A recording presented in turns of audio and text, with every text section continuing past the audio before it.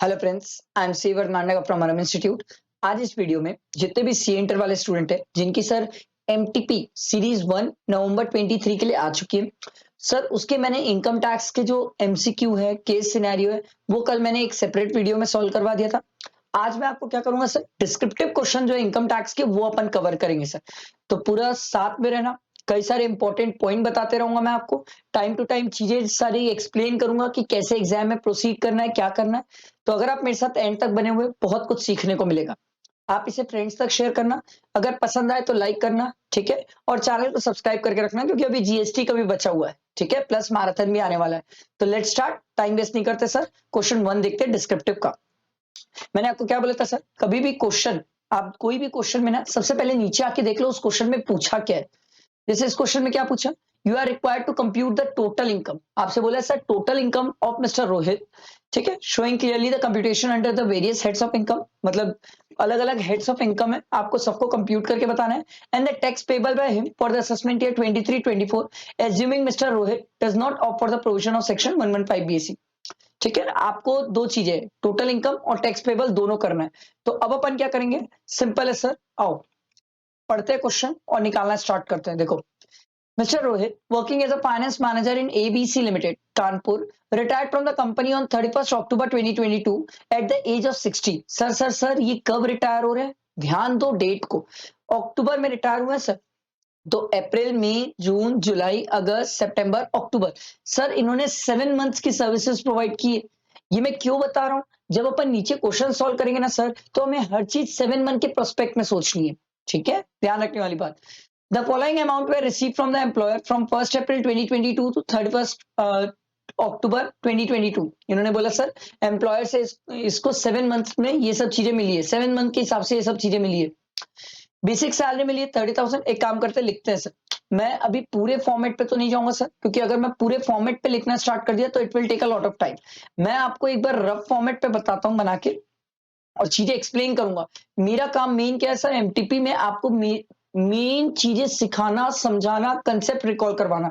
क्योंकि सर देखो, ये क्वेश्चन तो ऐसा तो आप भी जानते हो सर, एमटीपी के आंसर्स होते हैं, आप एमटीपी के आंसर्स तो देख सकते हो, बट जो एक कंसेप्ट क्लैरिटी होनी चाहिए ना, एक अंडरस्टैंडिंग होनी चाहिए, वो मैं आपकी हेल्प कर रहा हूँ, वो मैं डेवलप कर रहा हूँ सर। तो सर इनकम फ्रॉम सैलरी की बात हुई है सर, और इनकम फ्रॉम सैलरी में सर सबसे पहली चीज हमें क्या मिल गई है, बेसिक सैलरी मिल गई है सर। ठीक है, और हमें क्या चलना है, 7 मंथ्स का लेके चलना है। तो इसकी बेसिक सैलरी कितनी है सर, 30,000। 30,000 इंटू 7, ये आ जाएगा सर 2,10,000। ठीक, उसके बाद बेसिक सैलरी के बाद क्या दिया हुआ है, डियरेंस अलाउंस। लो भाई, डी ए दिया हुआ है सर 20,000 इंटू 7, 1,40,000। ये इसका डीए हो गया। एक्सक्रेशिया, एक्सक्रेशिया लमसम, लमसम कितना है सर, 65,000। मतलब कुछ मॉनेटरी बेनिफिट्स, लमसम में पैसा कैश में मिला होगा मॉनेटरी बेनिफिट्स के फॉर्म पे, 65,000। तो सर एक्सक्रेशिया जो है, ठीक है, कितना मिला है सर, 65,000। ठीक, इसके बाद क्वेश्चन में आगे और मूव करते हैं।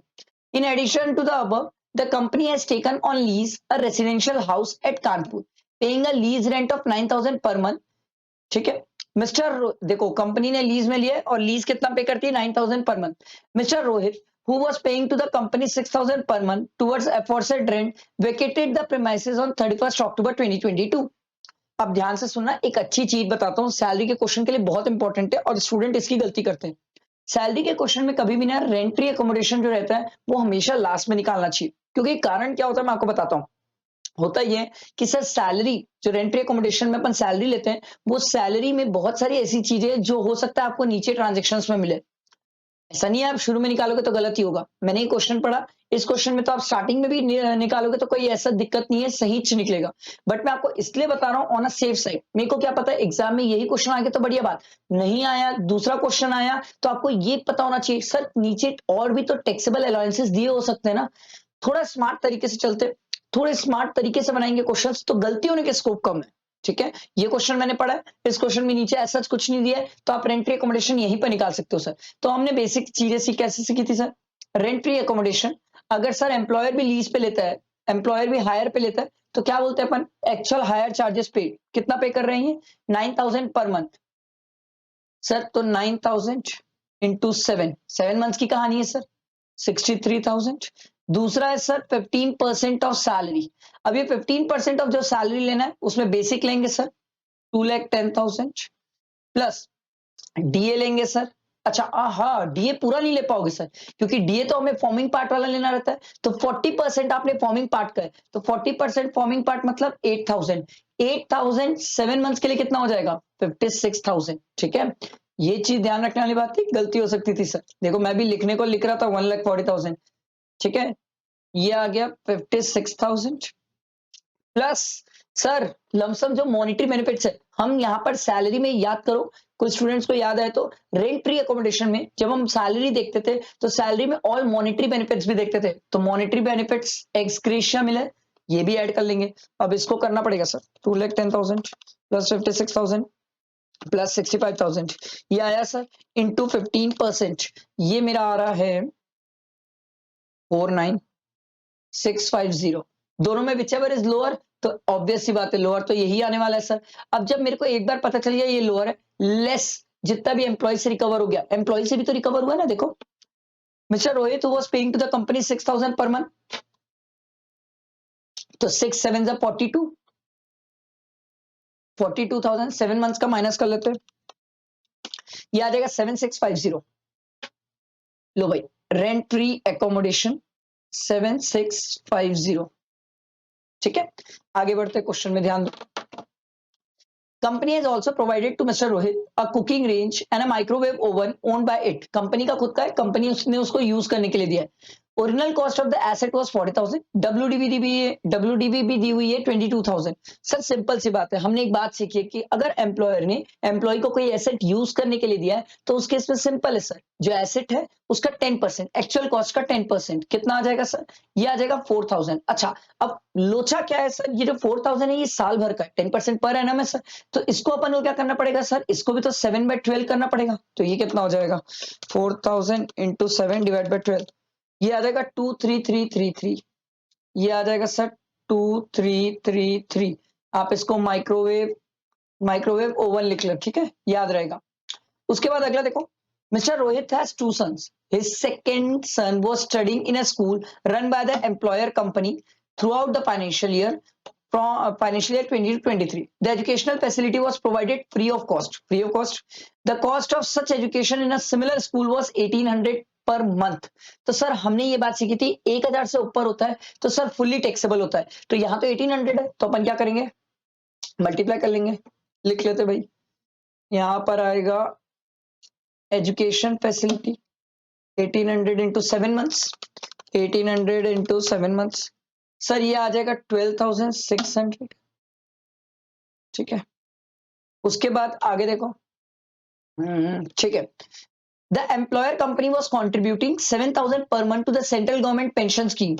Mr. Rohit contributed an equal amount. बहुत बढ़िया, ये सामने से आपको हिंट कर रहा है पेंशन स्कीम में एम्प्लॉयर भी कंट्रीब्यूट कर रहा है और एम्प्लॉय भी कंट्रीब्यूट कर रहा है। तो एक तो इसका रिलेवेंस है सर 80CCD में डिडक्शन का, याद है पेंशन स्कीम में डिडक्शन का, वहां काम आएगा क्योंकि सर हमें तो टोटल इनकम निकालना है। दूसरा रिलेवेंस ये सर एम्प्लॉयर जो कंट्रीब्यूट कर रहा है एम्प्लॉय के लिए क्या ये उसकी सैलरी का पार्ट होगा, यस डेफिनेटली सैलरी का पार्ट होगा।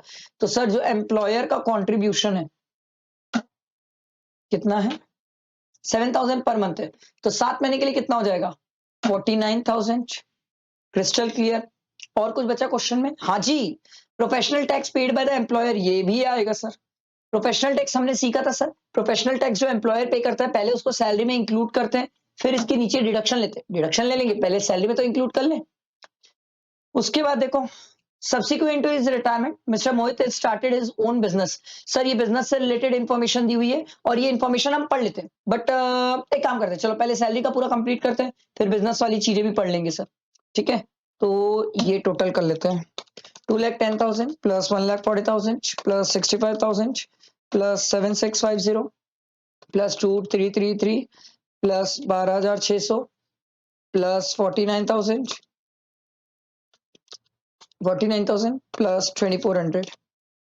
ठीक है तो ये आ रहा है सर 4,88,983 ये आपकी ग्रॉस सैलरी है माइनस सर स्टैंडर्ड डिडक्शन भी तो है अंडर सेक्शन 16 वो आती है सर 50,000। सर प्रोफेशनल टैक्स भी तो पे हुआ है ना सर, प्रोफेशनल टैक्स 2400, ये भी माइनस हो जाएगा सर। माइनस करते हैं, माइनस 50,000 माइनस 2400, तो ये आ जाएगा सर 436,583। समझ आया? ये इसकी इनकम फ्रॉम सैलरी पूरी निकल गई। अब और नेक्स्ट में मूव करेंगे सर, पीजीबीपी। ठीक है, क्योंकि हम जब पढ़ना स्टार्ट किए थे तो हमें पीजीबीपी से रिलेटेड भी कुछ चीजें मिल रही थी सर। ठीक है, आओ सर, गिरे ये रहा। ठीक है, subsequent to his retirement, Mr. Rohit started his own business on 15/11/2022. The result of the said business from 15/11/2022 to 31st March 2023 हुआ है, business loss दिया हुआ है और current year depreciation दिया हुआ है। सर इस सिंपल सी बात है, बिजनेस लॉस हो या अनएब्सॉर्ब डेप्रिसिएशन हो, ये दोनों ही आप सैलरी से एडजस्ट नहीं करते हो, तो सर इस साल आप पीजीपी में कुछ भी नहीं दिखाओगे, डैश। उसके बाद अगला देखो, Mr. Rohit won a prize in a TV game show. He received a sum of 2,10,000 after deduction of tax at source at the tune of 90,000. Sir हमने सेक्शन पढ़ा है टीडीएस का 194 बी और डबल बी, वहां पर हम ये पढ़ते थे सर 30% टीडीएस की बात है, तो सर प्रैक्टिकली 30% टीडीएस काट के कितना हो गया 2,10,000। पहले तो हम क्या करेंगे सर, आईयूएस में इनकम दिखाएंगे। ठीक है, विनिंग वाली इनकम, अरे विनिंग फ्रॉम क्या, लॉटरी नहीं, टीवी गेम शो है सर, टीवी गेम शो वाली इनकम है, टीवी गेम शो वाली इनकम है। कितनी दिखाएंगे सर, हम पूरी ग्रॉस अमाउंट दिखाने वाले सर, नेट टीडीएस अमाउंट मत दिखाना, नहीं तो एग्जाम में ब्लंडर हो जाएगा सर। और कोई आईयूएस की इनकम दी हुई है, देखते हैं।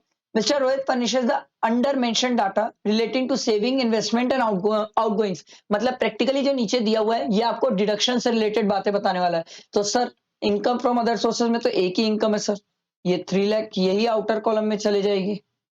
तो सर होगा ये कि अब हम क्या निकाल सकते हैं सर, ग्रॉस टोटल इनकम निकाल सकते हैं सर। एक काम करते हैं, हमारी जीटीआई आ जाएगी सर, कितना आ जाएगा, ये इसमें प्लस 3 लाख कर लो, तो ये आ जाएगा सर 7,36,583 माइनस डिडक्शंस करेंगे सर, और डिडक्शन में देखते जाते हैं सर। चलो कौन कौन सी डिडक्शन देखते हैं। सबसे पहला दिया हुआ sir life insurance premium with a private company, some 30,000 for his son and 20,000 for his married daughter. Wow, ये कंफ्यूज करना चाह रहे हैं सर। हमने सीख क्या है सर, एटीसी में डिडक्शन मिलती है लाइफ इंश्योरेंस की, और वहां पर लिखा हुआ सर मैं, मेरी वाइफ और मेरे बच्चे, बच्चे लिखा हुआ है सर, वहां पर ऐसा मैरिड, अनमैरिड, डिपेंडेंट, इंडिपेंडेंट ऐसा कुछ नहीं लिखा है, तो बकायदा हमें एलआईसी का मिल जाएगा सर एटीसी में 50,000 का, एटीसी में मिल जाएगा सर 50,000। ठीक, उसके बाद एटीसीसीडी, एटीसीसीडी का ट्रीटमेंट बहुत इंपॉर्टेंट है सर यहां पर, क्योंकि सर यहां पर एम्प्लॉयर भी कंट्रीब्यूट किया है। ठीक है, एम्प्लॉयर भी कंट्रीब्यूट किया है, और एम्प्लॉयर ने कितना कंट्रीब्यूट किया है 49,000। ठीक, और एम्प्लॉय भी कंट्रीब्यूट किया है, याद है ना सर, एम्प्लॉयर का भी कंट्रीब्यूशन है, एम्प्लॉय का भी कंट्रीब्यूशन है। तो देखो, अच्छा एटीसीसीडी में अगर आपको याद हो तो 10% ऑफ द सैलरी देखते थे। ठीक है, तो यहां पर एम्प्लॉयर और एम्प्लॉय दोनों ने कंट्रीब्यूट किया, कहां गया, ये देखो, ये वाला पॉइंट था ना सर, कि एम्प्लॉयर ने भी कंट्रीब्यूट किया और एम्प्लॉय ने भी कंट्रीब्यूट किया। अब जब बात आती है एम्प्लॉयर के कंट्रीब्यूशन, तो एम्प्लॉयर के कंट्रीब्यूशन, ध्यान से सुनना सर, एम्प्लॉयर के कंट्रीब्यूशन में आप 1,50,000 की लिमिट चेक नहीं करते हो, बट जब एम्प्लॉय की कंट्रीब्यूशन की बात आती है तो आप 1,50,000 की लिमिट चेक करते हो सर। ठीक है, अच्छा एक खास बात और भी इंपॉर्टेंट है सर, यहां पर जो एटीसीसीडी, देखो ध्यान से सुनना, एटीसीसीडी 1B एडिशनल 50,000 मिलता है ना सर, वो भी मिल जाएगा सर। तो इस केस में एम्प्लॉय ने कंट्रीब्यूट कितना किया है, 49,000 ही तो किया है सर, तो 49,000 किया है, तो इस 49,000 को आप चाहो तो एडिशनल से भी एडजस्ट कर सकते हो। तो प्रैक्टिकली क्या होगा, जो एम्प्लॉय के कंट्रीब्यूशन का 49,000 है, क्या ये पूरा मिलने की बात होती है, यस ये पूरा मिलने की बात आती है, बट बात आती है सर एम्प्लॉयर की। मेरे को मेन आपको ये बताना है, कि एम्प्लॉयर का क्या 49 पूरा क्लेम कर पाओगे, क्योंकि जब आप एम्प्लॉयर का भी क्लेम करने जाओगे तो सर आप मैक्सिमम कितना क्लेम कर पाते हो, 10% ऑफ सैलरी क्लेम कर पाते हो। और सैलरी में आप क्या क्या लेते हो, बेसिक प्लस डीए। चलो एक काम करते हैं, हमारी जो सैलरी दी हुई है उसमें बेसिक और डीए वाली बात, तो देखो सर ये था बेसिक और ये था डीए, तो 2,10,000 प्लस 56,000, ये हो जाएगा सर 2,66,000, इसका 10% कितना हो जाएगा सर 2,66,000। आपको मैं ये चीज याद दिला रहा हूं सर, कई बार स्टूडेंट क्या करेगा एग्जाम में बहुत बड़ी ब्लंडर करेगा कि वो एम्प्लॉयर का भी 49,000 माइनस कर देगा। एम्प्लॉयर का 49,000 माइनस नहीं कर सकते, लिमिट है सर 10%। तो एक स्टूडेंट ने बोला सर एम्प्लॉय के लिए भी तो लिमिट है 10% की। यस आप सही बोल रहे हो, एम्प्लॉय के लिए भी लिमिट है, बट एम्प्लॉय को क्या होता है एडिशनल बेनिफिट जो मिल जाता है, वो कौन सा मिल जाता है अभी बताया सर, 80CCD1B 50,000 का एडिशनल बेनिफिट मिलता है ना, जिसके कारण ये पूरा 49,000 क्लेम कर पा रहा है। समझ आई मेरी बात। इसीलिए सर यहां पर एम्प्लॉयर का 49,000 नहीं आएगा, एम्प्लॉयर का कितना आएगा सर 266,000। क्लियर हुआ, ये बहुत ही अच्छा पॉइंट है, मुझे लगता है एग्जाम में आपको ध्यान रखना चाहिए, गलती होने के बेहद स्कोप है। ठीक है आगे आओ और देखते हैं क्या दिया हुआ है। Medical insurance premium of 22,000 for himself and 26,000 for his mother, age 82 years, paid by credit card. Very nice, आराम से मिल जाएगा सर, इसको इसकी मम्मी का भी मिल जाएगा, क्योंकि सर मम्मी के केस में लिमिट कितनी है 50,000 और इसका 22,000 इसने पे किया, तो टोटल 48,000, ये आ जाएगा 80D में 48,000। ठीक है, तो ये टोटल अपन कर लेते हैं डिडक्शन का और आउटर कॉलम में कर लेते हैं माइनस, कितना है 50 प्लस 266,000 प्लस 49,000 प्लस 48,000, तो ये आ रहा है सर टोटल पूरा डिडक्शन का आ रहा है 173,600। ठीक है 173,600 ये टोटल डिडक्शन का आ गया। अब अपन क्या करेंगे सर, इसको ग्रॉस टोटल इनकम से माइनस करके अपन क्या निकाल लेंगे सर, यहां निकाल, अरे सॉरी सॉरी सॉरी, ये निकाल लेंगे सर अपन टोटल इनकम। ठीक है, तो ये आ जाएगा, माइनस कर लेते हैं 735, नहीं 736,583, ये आ जाएगा सर 562,983, ये आ गया आपका टोटल इनकम। अब अपन को इसमें टैक्स निकालना है, जब अपन टैक्स निकालने जाएंगे तो हमें एक बात ध्यान रखेंगे सर कि इसी में तो लॉटरी इनकम भी है सर। लॉटरी इनकम कितने की है 3 लाख की है, और ये 3 लाख का 30% तो सर स्ट्रेट फॉरवर्ड कितना आ जाएगा 90,000। बहुत सिंपल, बट सर इसकी अदर इनकम भी तो हो जाएगी ना सर, माइनस करना पड़ेगा इसमें से 3 लाख माइनस किए, तो ये आ गया सर 262,983। अच्छा अब ये जो रोहित है इसकी एज और सब देखना पड़ेगा ना सर। देखो Rohit is working as a finance manager और उसकी एज कितनी है, देखो 60 है। अब अगर उसकी एज 60 है तो सर इसको बेसिक एग्जेम्पशन लिमिट कितने की मिलेगी 3 लाख, तो इसमें तो टैक्स कितना हो जाएगा निल, कुछ आएगा ही नहीं, तो ये 90,000 प्लस 4% कर लो, कितना आ जाएगा सर 93,600 माइनस सर इसका तो टीडीएस पे हो गया ना सर 90,000 का, तो 90,000 का टीडीएस पे हो गया, तो फाइनली कितना आ जाएगा 3600, ये आपका आ जाएगा टैक्स पेबल। समझ आई मेरी बात, आई होप मैंने आपको बहुत अच्छे से क्लियर किया होगा। मुझे लगता है जो स्टूडेंट गलती कर सकता है वो है ये देखो मैंने अलग से अलग कलर पे हाईलाइट करके बताया, एम्प्लॉयर के कंट्रीब्यूशन में गलती होने के बेहद स्कोप है। और दूसरा जो मेरे को लगता है एक गलती होने के और स्कोप है कि स्टूडेंट क्या करे एम्प्लॉयर का कंट्रीब्यूशन ऊपर लेना भूल जाए, ये छोटी सी 2 मिस्टेक हो सकती है, बाकी तो ऐसा ही क्वेश्चन इतना हाई लेवल का नहीं था, ठीक था ये क्वेश्चन। ठीक है चलो नेक्स्ट क्वेश्चन में मूव करते हैं, आगे भी और क्वेश्चन है। देखो सेकंड क्वेश्चन क्या बोल रहा है, the following are the income of Suresh a citizen of India for the previous year 20 to 23। अब देखो भाई इसकी इनकम दी हुई है, नीचे आओ पहले देख लेते हैं क्या निकालने बोल रहा है। अपन को निकालने बोल रहा है gross total income of resident and ordinary resident, resident blood not ordinary resident. तो एक काम करते हैं सर बाजू में ही लिख लेते हैं, यहां लिख लेते हैं sir resident ordinary resident, resident not ordinary resident. अरे थोड़ा सा गैप करके लिखता हूँ नहीं तो हौच पौच हो जाएगा। Sir resident not ordinary resident, कौन सी इनकम टैक्सेबल है कौन सी नहीं है देखते रहते हैं सर। चलो सबसे पहला income from business in India. Sir India में बिजनेस कर रहे हो, सरकार किसी को नहीं छोड़ने वाली, दोनों के हाथ में टैक्सेबल है। मैं ऐसे टिक करते जा रहा हूं, आप आराम से समझ जाओगे सर, दोनों के हाथ में पूरी अमाउंट टैक्सेबल है। ठीक है, नेक्स्ट यहां पर भी लिख लेता हूं sir, resident ordinary resident, resident not ordinary resident. ठीक है, आओ देखो अगली इनकम क्या दी हुई है, प्रॉफिट फ्रॉम, इसको थोड़ा छोटा करता हूं, हाँ ये देखो, profit from business earn in Japan 70,000 of which 20,000 were received in India. The business was controlled from India. Sir अगर बिजनेस इंडिया से कंट्रोल हो रहा है तो हम ये पढ़ के आए रेसिडेंशियल स्टेटस, मैंने तो रिविजन में भी बताया था सर। देखो रेसिडेंट ये तो घर जमाई है, रेसिडेंट नॉट ऑर्डिनरी रेसिडेंट तो ये घर जमाई है, इसके लिए तो सोच ही क्यों रहे हो। बात आती है रेसिडेंट नॉट ऑर्डिनरी रेसिडेंट, अगर बिजनेस इंडिया से कंट्रोल्ड है और सर क्या बोलते हैं बिजनेस भले आउटसाइड इंडिया है, इनकम एक्रू आउटसाइड इंडिया है हो रही है, but resident not ordinary resident के हाथ में भी पूरा टैक्सेबल होता है। This is the very good point. अगर एक स्टूडेंट ने मुझसे पूछा सर मान लो अगर यही नॉन रेसिडेंट के केस में पूछता तो नॉन रेसिडेंट के केस में सिर्फ 20,000 टैक्सेबल होता सर, सिर्फ और सिर्फ 20,000 जो रिसीव हो रहा है इंडिया में। आई बात समझ। अगला देखो अनटैक्स्ड इनकम, सर ये अनटैक्स्ड इनकम तो कभी टैक्सेबल होती भी नहीं है, दिमाग क्यों लगा रहे हो। Royalty of 4 lakh receive from Shri Ramesh a resident for technical services provided to run a business outside India. Sir देखो रेसिडेंट के हाथ में, ऑर्डिनरी रेसिडेंट तो घर जमाई है, इसके लिए तो सोच ही क्यों रहे हो टैक्सेबल। बट बात आती है सर कि अगर रेसिडेंट नॉट ऑर्डिनरी रेसिडेंट है तो उस केस में क्या उसके हाथ में टैक्सेबल होगा, नो उसके हाथ में टैक्सेबल नहीं होगा। बिजनेस से रिलेटेड इन इंडिया होता तो टैक्सेबल होता, ये तो आउटसाइड इंडिया चलेगा ना सर, इसलिए टैक्सेबल नहीं है।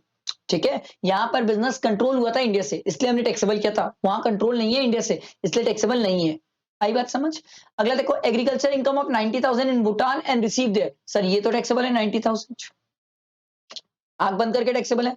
Sir resident not ordinary resident के हाथ में टैक्सेबल नहीं है क्योंकि ये अदर देन बिजनेस इनकम है, वो टैक्सेबल नहीं होगी सर। क्लियर।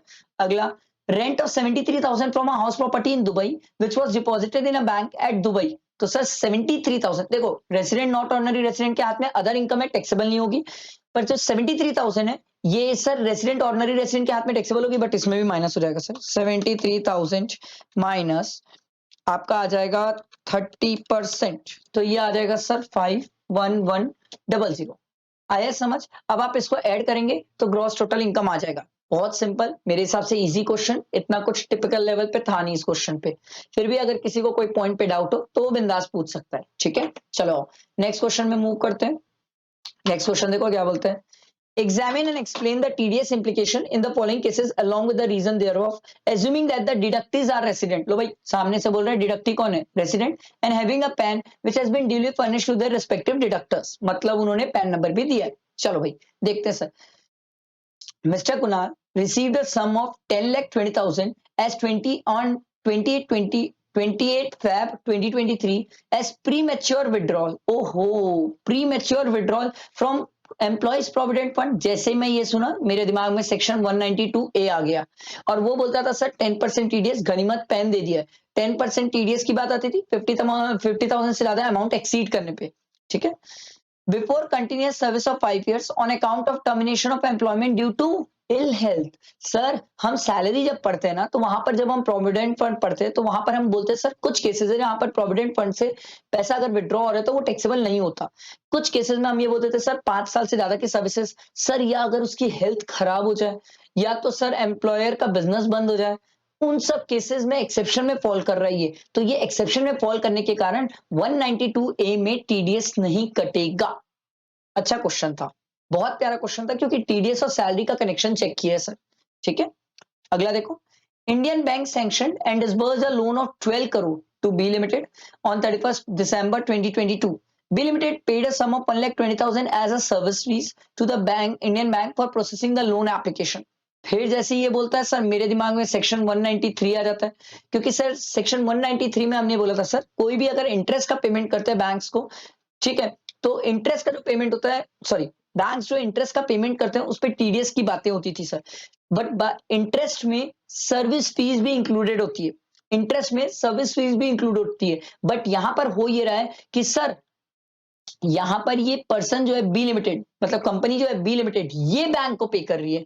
बैंक इसको नहीं पे कर रही है, बैंक इसको पे करती तो टीडीएस काट के पे करती, ये बैंक को पे कर रहा है, इसीलिए सर सेक्शन 193 का इंप्लीकेशन नहीं आया।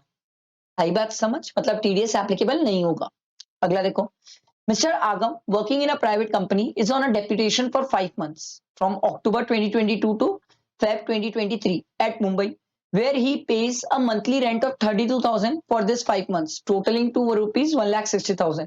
Rent is paid by him on the first day of the every relevant month. अब बहुत प्यारी बात, जब मैं रेंट पढ़ता हूँ ना तो मेरे टीडीएस, मेरे दिमाग में टीडीएस के दो सेक्शंस आ जाते हैं, 194 आई आ जाता है और आई नहीं तो 194 आई बी भी आ जाता है। सर यहां पर आई एप्लीकेबल नहीं हो पाएगा, क्यों? क्योंकि सर आगम जो है वो सैलरीड पर्सन है, सैलरीड पर्सन के लिए 194 आई एप्लीकेबल नहीं होता। अब बात आती है 194 आई बी की। आई बी में भी सर तब एप्लीकेबिलिटी आती है जब रेंट की इनकम 50,000 से एक्सीड करे। सर यहां तो रेंट कितना है सर, 32,000 पर मंथ है, तो 50 से एक्सीड नहीं कर रहा है, इसीलिए 194 आई 1 बी आई बी में टीडीएस की बात नहीं आएगी। आया समझ? अगला देखो, Miss Salla received a sum of 92,000 on 30th September 2022 towards maturity proceed of LIC taken on 1st October 2016, for which the sum assured was 80,000 and an annual premium was 10,000. Wow, nice. ये आपसे section 194DA पूछ रहा है sir, ये तो मेरी book का ही question है। प्रैक्टिकली 1 लाख से कम सर आप रिसीव कर रहे हो तो 194DA का इंप्लीकेशन ही नहीं आएगा और 194DA में टीडीएस की बात आती ही नहीं है। आई बात समझ? चलो आओ नेक्स्ट आगे के क्वेश्चंस में मूव करते हैं। देखो क्वेश्चन नंबर 3 ध्यान दो। मिस्टर मिश्रा, पहले तो अपन देख लेते हैं नीचे क्वेश्चन में क्या पूछा है हमसे। डिटरमाइन द टैक्सेबल इनकम, हमसे क्या पूछ रहा है sir? Taxable income of mister Mishra assuming that he does not offer the provision of section 115 BAC। ठीक है भाई, देखो mister Mishra is a finance manager in XYZ Private Limited. He gets a salary of 30,000 per month. He owns 2 houses, one of which has been let out to his employer. Wow, भैया इसने तो अपने employer को घर किराए पे दिया है, which is in turn provided to him as a rent free accommodation. Very nice. Employer ने उसको वही घर क्या किया, as a rent free accommodation provide किया। Following details are furnished in respect of the 2 house property. तो पहले तो एक काम करते हैं, अपन सैलरी वाली बात कर लेते हैं, क्योंकि सर सैलरी की इसकी इनकम भी है और कंप्यूटेशन भी आने वाला है सर। तो देखो मैं क्या कर रहा, अभी तो सर एक बार रफ में आपको लिख के चीजें समझा रहा हूँ। बेसिक सैलरी आ जाएगी सर 30,000 इंटू 12, तो ये आ जाएगा सर 3,60,000। अब आएगा सर रेंट फ्री एकोमोडेशन। अच्छा, रेंट फ्री एकोमोडेशन के लिए हमने क्या बोला था सर, जितना भी higher charges paid by the employer, employer higher charges पे करे ना सर। देखो तो कहाँ गया, ठीक है, ये देखो यहां पर फेयर रेंट दिया हुआ है, एक्चुअल रेंट। यहां पर देखो nature of occupation let out to XYZ private limited, अपने एम्प्लॉयर को दिया किराए पे, कितने पे दिया है सर 65,000। तो एम्प्लॉयर एक्चुअल हायर चार्जेस कितना पे कर रहा है 65,000। दूसरा है सर 15% ऑफ सैलरी, और यहां तो सैलरी मतलब सिंपल है सर 3,60,000, उसी का 15% होगा, 3,60,000 उसका 15%, ये आ जाएगा सर 54,000। और दोनों में विचएवर इज लोअर, तो लोअर कितना है 54,000। यही तो भाई अपन तो दोनों में विचएवर इज लोअर लेते हैं ना, तो यहां पर आ जाएगा रेंट फ्री अकोमोडेशन आपका 54,000, सिंपल। इसके अलावा मेरे उम्मीद से तो और कुछ सैलरी का कुछ दिया नहीं है। देखते हैं नीचे देख लेते हैं एक बार। 17,000 were paid as interest on loan, नहीं सर ये तो IHP में क्लेम करते हैं during the previous year rural agriculture land, ये तो कैपिटल गेन वाली बात है। तो सर सैलरी में तो इसका सिंपल इतना ही है, इसकी ग्रॉस सैलरी आ जाएगी प्लस 36,000, अरे 3,60,000 इसकी gross salary. Sir gross salary जो आ रही है ये आ रही है सर 4,14,000 माइनस स्टैंडर्ड डिडक्शन कर लो सर 50,000 का, तो इसकी सर हाँ इनकम फ्रॉम सैलरी कितनी आ जाएगी सर, माइनस करो 50,000, ये आ रहा है सर 3,64,000, ये इसकी इनकम फ्रॉम सैलरी आ गई। Very simple, crystal clear. अब करते हैं सर IHP की इनकम कैलकुलेट, क्योंकि सर दो घर है और दोनों घर को इसने लेट आउट किया, एक अपने बॉस को किया और एक कोई आशा है जिसको लेट आउट किया। तो सर चलो आओ IHP में बचपन में हम खेलते थे सर, कैसे खेलते थे सर, फेयर वैल्यू और म्युनिसिपल वैल्यू दोनों में विच एवर इज हायर, तो हायर में जाएंगे तो 75, उसको कंपेयर करेंगे अपन स्टैंडर्ड रेंट से। क्वेश्चन में स्टैंडर्ड रेंट दिया नहीं है, तो वेरी नाइस। तो इस सर फर्स्ट हाउस के केस में हमारा एक्सपेक्टेड रेंट कितना आ जाएगा सर? 75,000। फिर हम क्या करते थे, एक्सपेक्टेड रेंट को एक्चुअल रेंट रिसीव्ड रिसीवेबल से कंपेयर करते थे सर। ये दोनों में whichever is higher, higher कितना है सर? 75,000। तो हाउस वन का, अब लिख लेता हूं मैं भाई, नहीं तो बच्चे बोलेंगे सर ये क्या कर रहे हो। सर हाउस वन का GAV आ जाएगा आपका 75,000। ठीक है, एक्चुअल रेंट रिसीव्ड रिसीवेबल और एक्सपेक्टेड रेंट दोनों में विचएवर इज हायर।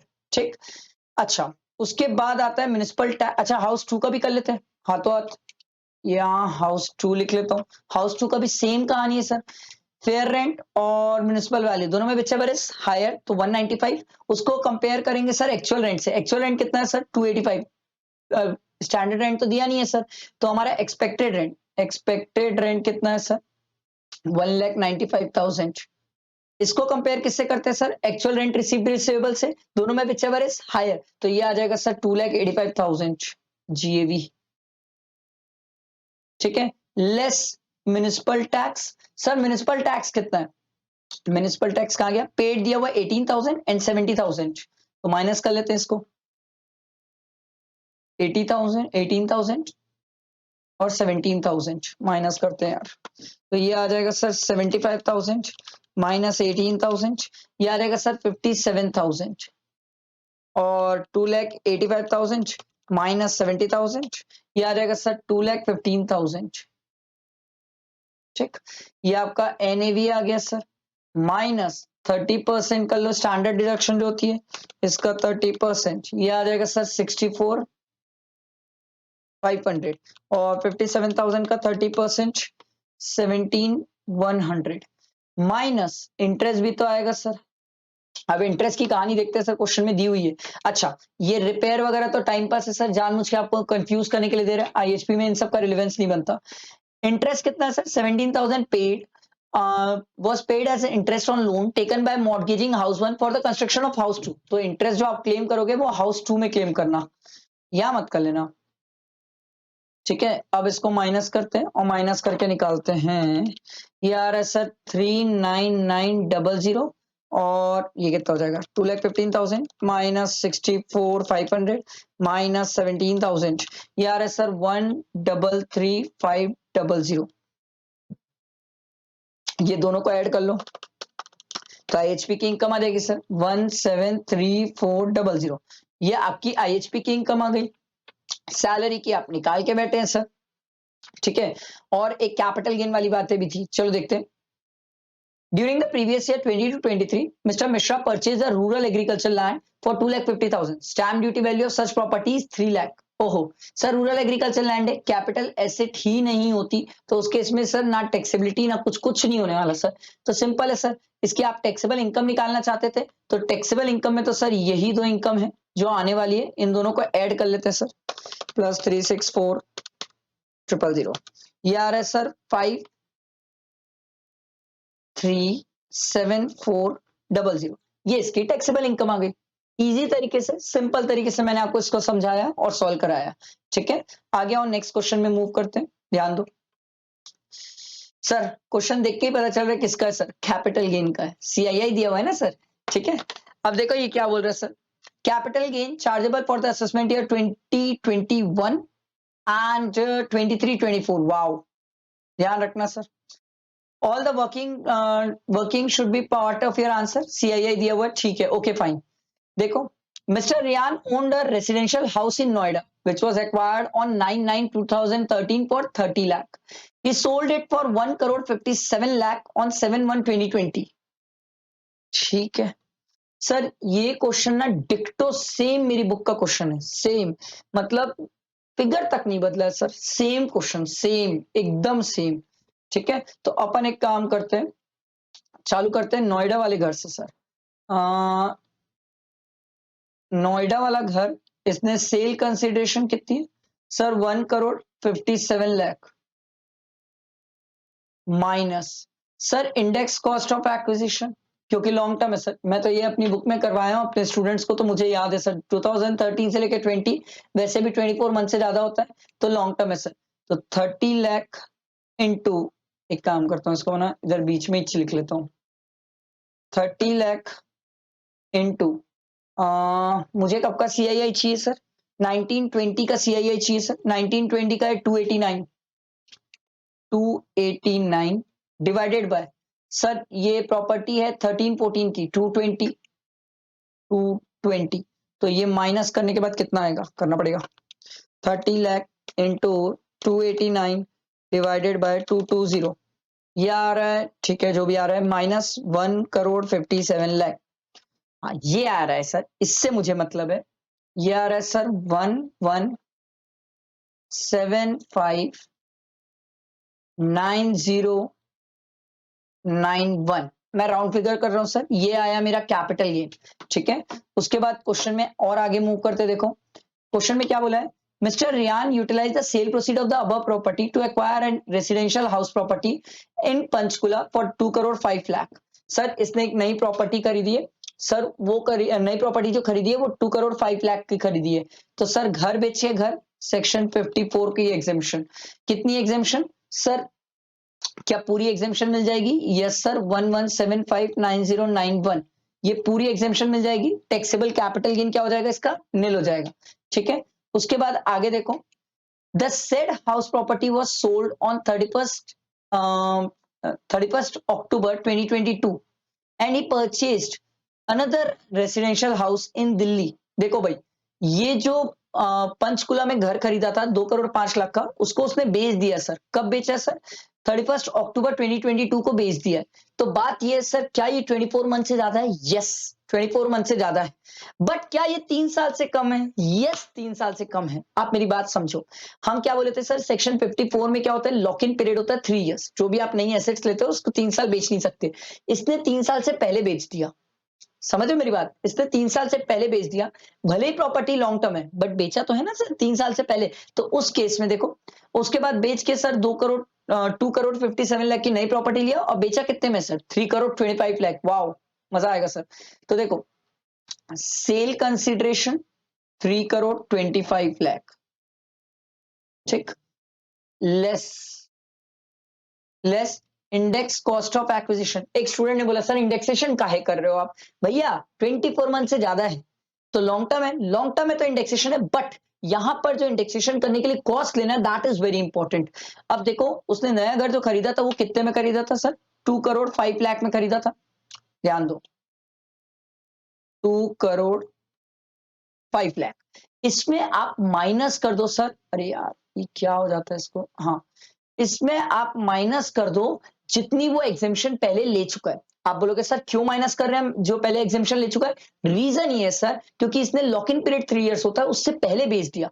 तो 11759091 माइनस करते सर, 2 करोड़ 5 लाख, अबे 2 करोड़ 5 लाख माइनस 11759091, ये आ रहा है सर 8740909।